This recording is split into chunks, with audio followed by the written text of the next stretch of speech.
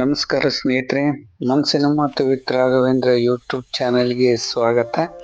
ಸ್ನೇಹಿತರೆ, ಇವತ್ತು ಕಳೆದ 2 ದಿನದಿಂದ ಅಂಟು ಪೇಪರ್ ಬಳಕೆ, ನುಗ್ಗಿ ತೋಟದಲ್ಲಿ ಅಂಟು ಪೇಪರ್ ಬಳಕೆನ ಮಾಡಿದ್ವಿ. ಒಂದೇ ದಿವಸ ಒಂದು 24 ಗಂಟೆಯಲ್ಲಿ ನೋಡ್ರಿ ಅದ್ಭುತವಾಗಿ ಆ ಒಂದು ಕೀಟಗಳು, ನುಗ್ಗಿ ಎಲೆ ಮತ್ತು ಕಾಯಿ ಮೇಲೆ ಕುಂತು ರಸ ಇರ್ತಕ್ಕಂಥ ಕೀಟಗಳು ಎಷ್ಟು ಗಮನಾರ್ಹವಾಗಿ ಒಂದೇ ದಿನದಲ್ಲಿ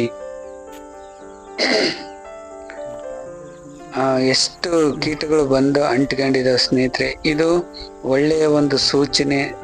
80% ಅವಾಯ್ಡ್ ಆಗೋ ಚಾನ್ಸಸ್ ಇದೆ ಸ್ನೇಹಿತರೆ. ಯಾಕಂದ್ರೆ ಒಂದೇ 24 ಗಂಟೆಯಲ್ಲಿ ಇಷ್ಟು ಅಟ್ರಾಕ್ಷನ್ ಆಗಿದೆ ಈ ಅಂಟು ಪೇಪರ್ ಅಂತಂದ್ರೆ, ಮುಂದಿನ ದಿನಗಳಿಗೆ ವಾರ 15 ದಿವಸ ನಾವು ಯೂಸ್ ಮಾಡೋದ್ರಿಂದ ನಾವು ಜೈವಿಕವಾಗಿಯೂ ಒಂದು ಕೀಟಬಾಧೆಯನ್ನ ನಿಯಂತ್ರಣ ಮಾಡಬಹುದು. ಬರೀ ಔಷಧಿ ಹೊಡೆದು ಔಷಧಿನೇ ಬಳಸಿ ನಿಯಂತ್ರಣ ಮಾಡೋದಕ್ಕಿಂತ ನೋಡ್ರಿ, ಈ ಅಂಟು ಪೇಪರ್ನ ಪ್ರತಿಯೊಂದು ಅಂಟು ಪೇಪರ್ನ ತೋರಿಸ್ತಾ ಇದ್ದೀನಿ.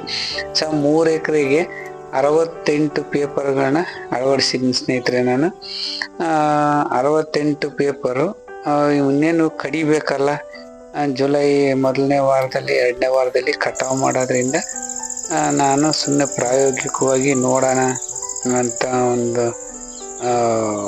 ಇದ್ರ ಮೇಲೆ ನಾನು ತಂದು ಎಲ್ಲ ಅಳವಡಿಸಿದ್ದೀನಿ. ನೋಡ್ತಾ ಇದ್ರು ನೀವು. ಅದಕ್ಕೆ ಒಳ್ಳೆಯ ಫಲಿತಾಂಶ ಸಿಕ್ಕಿದೆ.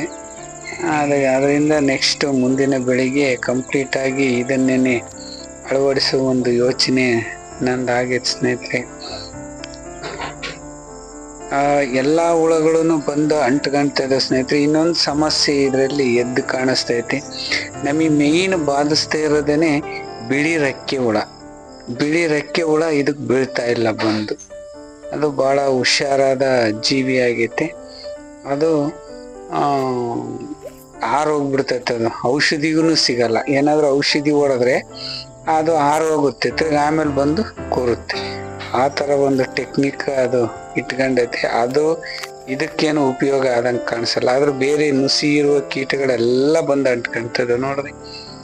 ಅದು ಸಿಕ್ಕಾಪಟ್ಟೆ ಕೀಟಗಳು ಬಂದು ನೋಡ್ರಿ, ಎಷ್ಟು ಕೀಟಗಳು ಅಂಟ್ಕೊಂಡಿದ್ದಾವೆ.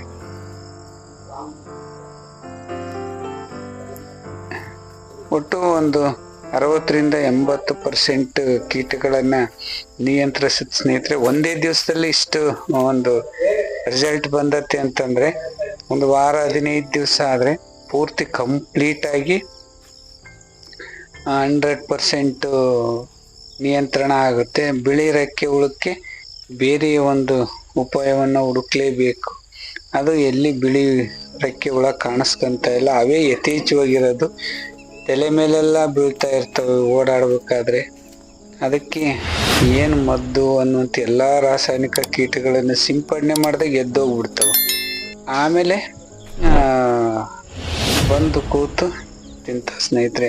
ಅದರಿಂದ ಮುಂದಿನ ಯೋಚನೆ ಏನು ಅನ್ನೋದನ್ನು ನೋಡೋಣಂತೆ. ಈ ಒಂದು ವಿಡಿಯೋ ಲೈಕ್ ಮಾಡಿ, ಶೇರ್ ಮಾಡಿ, ಕಮೆಂಟ್ ಮಾಡಿ. ನೆಕ್ಸ್ಟ್ ವಿಡಿಯೋದಲ್ಲಿ ಸಿಗೋಣ. ನಮಸ್ಕಾರ.